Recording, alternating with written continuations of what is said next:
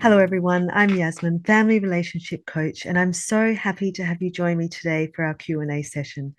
Our question today is a perfect one to end the year on and focuses on what steps we need to take for bringing more joy into our life, which truly is a favorite topic of mine.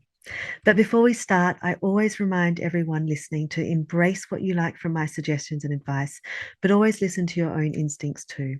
You know better than anyone else all the parts of your relationship, the character of your family member, the history of interaction, and the history of responses you've received in the past. And because of that truth, I always like to encourage everyone to use your personal judgment when listening to my suggestions or the suggestions from anyone else. Always trust your personal knowledge and have confidence in your own thoughts too. And always follow your gut instinct. Always take steps that you feel comfortable with or that work for you. And don't ever put pressure on yourself to follow my advice or the advice of anyone else.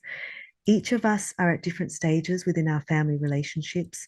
Each of us have our different levels of comfort, confidence, and strengths. And each of us have different characters we're dealing with in our family member. And we're also at different stages of our healing journey. So please, when listening to suggestions and ideas, always take into consideration your own feelings, your own comfort levels, and also what you know works for you. Also, remember that these Q&A discussions are not intended to replace therapy or counseling. So if you are feeling very overwhelmed and having trouble coping, then please remember always to seek out therapy or counseling if needed, or join a support group and really look after yourself. Like we know, there's only so much we can cover in little discussions, so don't ever feel afraid to seek further help as needed. So I'll read out the question for us all, and then we can dive into some discussion for how we do that and focus on joy. So the question is, I really want to start the new year off with more joy in my life. I feel like my family situation has robbed me of happiness and I simply want more joy in my life. Please, can you help me create a plan for how to bring more joy into my life in the new year? Of course, I can. I would be thrilled to help you bring more joy into your life as we step into the new year. It's a fantastic goal, and I totally understand how family situations can weigh heavily on our happiness, and it can be a very constant in our life. And there is the need to bring more joy into our daily life. Like we know, family challenges can be tough and painful, and there is no doubt about that. It's like carrying around a constant cloud of sadness at times. But here's the good news. You absolutely can infuse more joy into your life, even when things are challenging in family. So let's explore some ways together now to make the upcoming year a happier one. Now, some of these reminders will mirror what we discussed in our holiday survival video, and I encourage you to actually go back and watch that video too. But going over them will only help reinforce these practices for the new year. And it's a great way to finish the year off. So let's look over them again together now. So, first off, setting specific goals can give you a sense of purpose and direction. When you have something to strive for or focus on, it can help distract you from dwelling on family issues and bring a sense of accomplishment and joy. And it really can shift your focus and open the door to focusing on more happiness and joy in life. Gratitude is another powerful tool when wanting more joy in your life. Taking a few minutes each morning and evening to appreciate the good things, no matter how small, can shift your focus from the negative to the positive. It's a simple practice with profound effects. So I really encourage you to include that in your routine as well. Now, connecting with others is also a key element. Building and nurturing relationships with friends, other family members, or people in the community or loved ones can really bring immense joy and support to your life.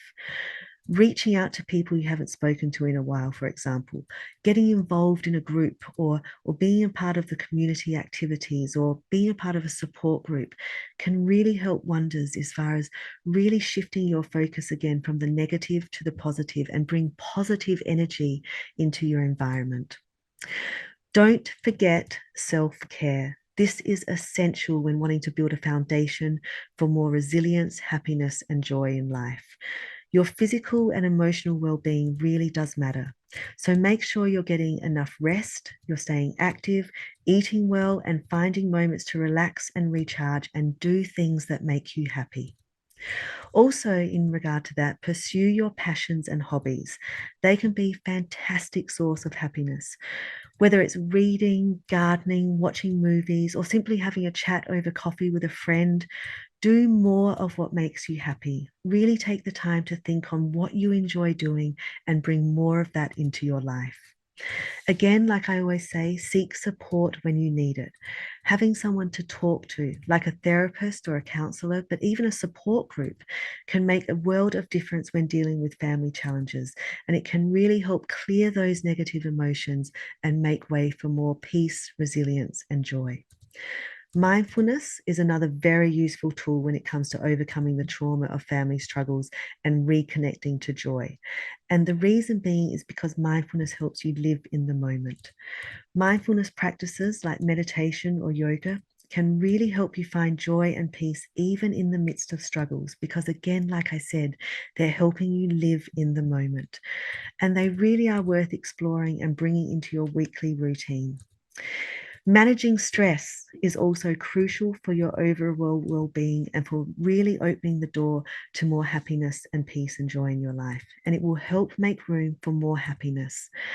Finding healthy ways to cope with your family struggles, whether it's through exercise, relaxation techniques, finding support, setting boundaries within your family, or setting boundaries for your personal space and your time and energy, really will help build that foundation for bringing in more peace, happiness, joy, and resilience in your life. Another great activity for reconnecting to happiness is to embrace new experiences because they can really help bring excitement and joy into your life. So, for example, trying new hobbies, traveling to new places, or simply changing up your daily routine can add more spark to your life. And like I mentioned in the beginning, family struggles can become a constant in our life. It can become our way of living, our routine, our focus. So, really changing up your routine, connecting to things that bring you joy, trying new things is a great way to open the door to bringing new energy, positive energy, and more joy into your life. Also, cultivating resilience is also essential when trying to make room for more happiness. Like we know, challenges are a part of life, but how you respond to them matters. So, again, seek support, manage your stress, and prioritize self care. Now, I know these steps seem basic and simple, but that's a good thing because it means they're easy for us to embrace and implement. I also know that they touch on a previous Q&A discussion we held this month. But again, these steps are needed for all else we wish to achieve when overcoming struggles in family and bringing more joy and peace into our life. I really can't stress that enough. As basic as these steps may seem, they are the foundation for resilience, ongoing well-being, and opening the door to bringing more joy into your life. So please embrace the wonderful truth that these steps are things we can all do, and they will pave the way to continued healing and strength and joy. And most importantly, remember that it's okay to have ups and downs in life. And it's an inevitable truth that on your healing journey, there will be setbacks and there will be ups and downs. Take things one step at a time and be kind to yourself. And remember, you do not need to have all the answers by January the 1st. So, as we look ahead to the new year, take small steps, prioritize self care, and do more of what makes you happy. You have my support and love, and I look forward to staying connected in the coming year. Sending you lots of love and happiness for the new year.